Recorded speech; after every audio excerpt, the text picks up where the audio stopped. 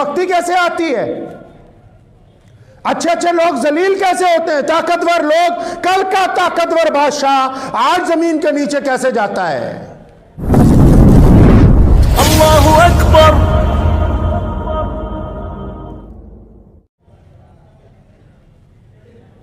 Baghdad के एक बाजार से एक अल्लाह वाले गुजर रहे थे, तो एक हलवाई की दुकान के पास हलवाई बैठा हुआ था। उसने देखा अल्लाह वाले गुजर रहे हैं, उसने बुलाया, उनको आवाज़ मारी, बिठाया, दूध गरम गरम पेश किया और जलेबियाँ बना रहा था, जलेबियाँ खिलाई।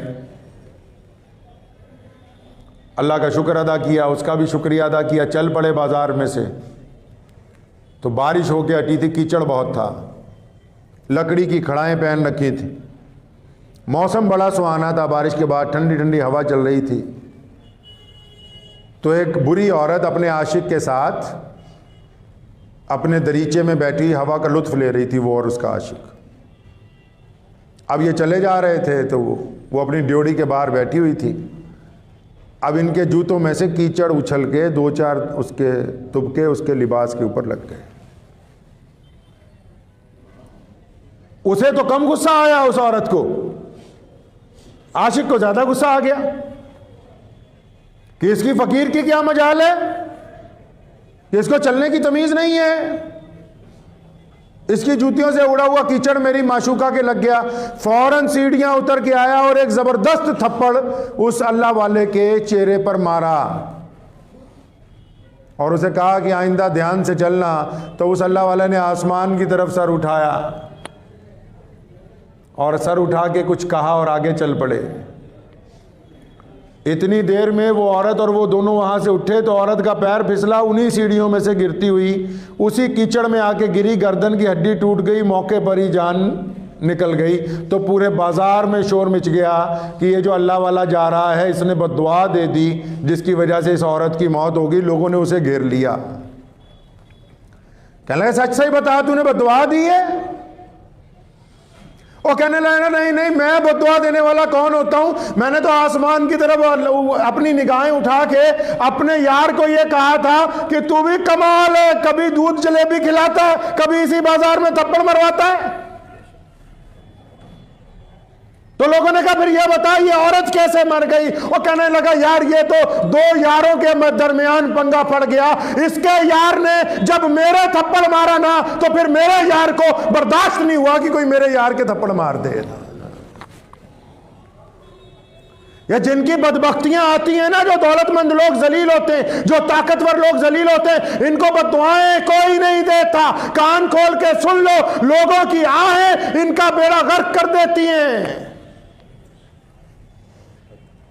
इसीलिए हर नौजवान को चाहिए, हर ताकतवर को चाहिए, हर बड़े को चाहिए कि जब वो किसी गरीब से बात करे, गुफ्तगू करे, तो उसका लबो लहजा उसके दिल को तकलीफ पहुंचाने वाला ना हो।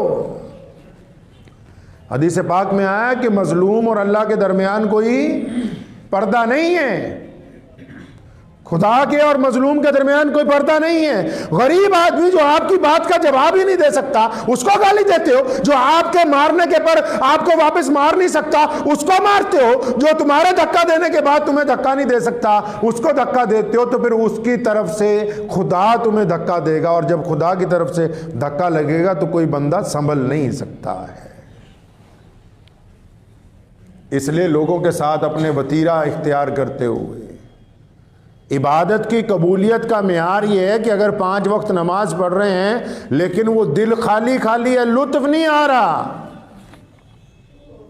नमाज में लुत्फ नहीं आ रहा, तो इसका मतलब नमाज अपने मेयार को नहीं पहुंची है। अभी कुरान पाक पढ़ रहे हैं, दिमाग कहीं और लगातार चल रहा है, बार बार जा रहा है, टिक ही नहीं रहा, हमारे साथ ही नहीं दे रहा, तो इसका मतलब अभी तिलावत के अंदर रूहानियत शामिल नहीं हुई है।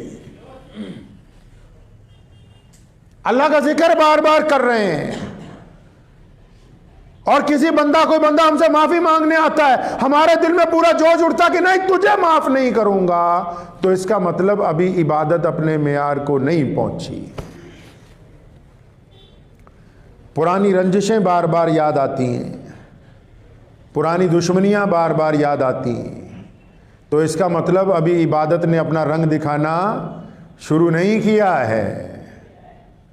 इबादत के बावजूद जुबान में बड़ी सख्ती है और हर आने वाले से मामला बड़ा सख्त है, और लोग घबरा रहे हैं कि अगर इसके सामने आ गए तो ये हमारी बेइज्जती ना कर दे, तो इसका मतलब अभी नमाज मेराज तक पहुंची नहीं,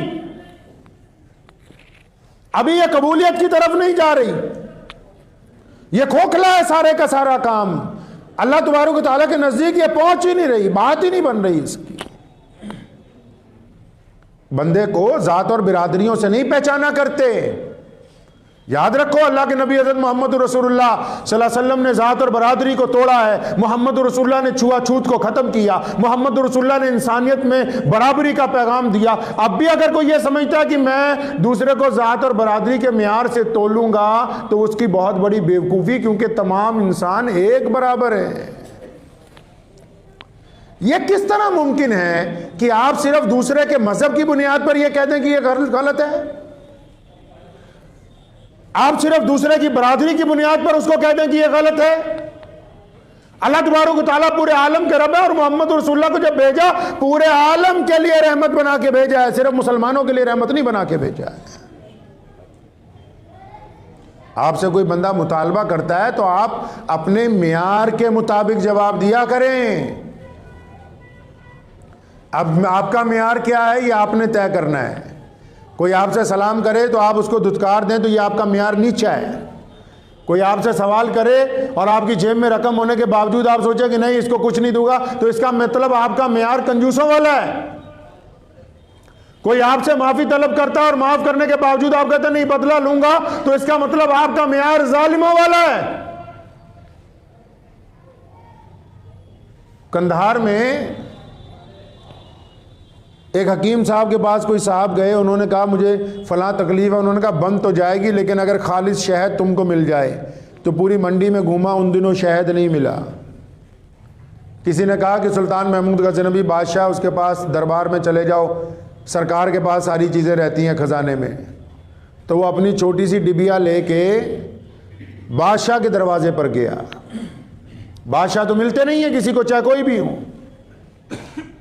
बादशाह का पीए मिला, अयाज।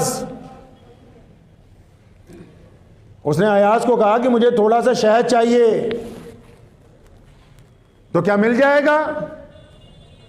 तो अयाज क्योंकि बादशाह का खादिम था, कहने लगा शहद तो माशाल्लाह बहुत है हमारे ख़जाने में, माल खाने में बहुत कुछ रखा हुआ है, लेकिन मैं आप यहाँ रुक जाओ, एक बार बादशाह को पूछ लूँ, उनकी इजाज़त होगी तो मैं दे सकता हूँ, मैं बजाते खुद मुलाजिम हूँ। वो बंदा बाहर खड़ा हो गया। अब अयाज गया सुल्तान महमूद के पास। उसने कहा जनाब एक बंदा आया है, उसको शहद चाहिए, आजकल शहद का मौसम नहीं है, हमारे माल खाने में पड़ा हुआ है, आप इजाज़त दें तो ये उसकी डिब्बी है, ये उसका बर्तन है, इसके अंदर शहद डालना है। बादशाह ने अयाज के कंधे पे हाथ रखा, कहने लगा अयाज भाग के जाओ और पूरे 2 कनस्तर भरे हुए 2 डोल शहद के उस बंदे को दे आओ, बाहर जो खड़ा हुआ है। 2 खादिम ले जाओ, उठवाओ। शहद मांगने आया थोड़ा सा, और बादशाह कितना दे रहा है? 100 किलो, 50-50 किलो के कनस्तर। कहने लगा वो दोनों दे आओ। अयाज ने बड़ी हैरानी से पूछा, कहने लगा बादशाह हुजूर उसको 1 डिब्बी की ज़रूरत है और वो 1 डिब्बी शहद चाहता है, आप कहते हैं कि 2 कनस्तर दे दें। सुल्तान महमूद ने कहा अयाज वो अपनी हैसियत के मुताबिक मांग रहा है और हमको अपनी हैसियत के मुताबिक उसको देना है। मुझे उम्मीद है कि आपको ये वीडियो पसंद आई होगी। अगर पसंद आई हो तो ये आप अपने दोस्तों के साथ शेयर करें और इस चैनल को सब्सक्राइब ज़रूर करें।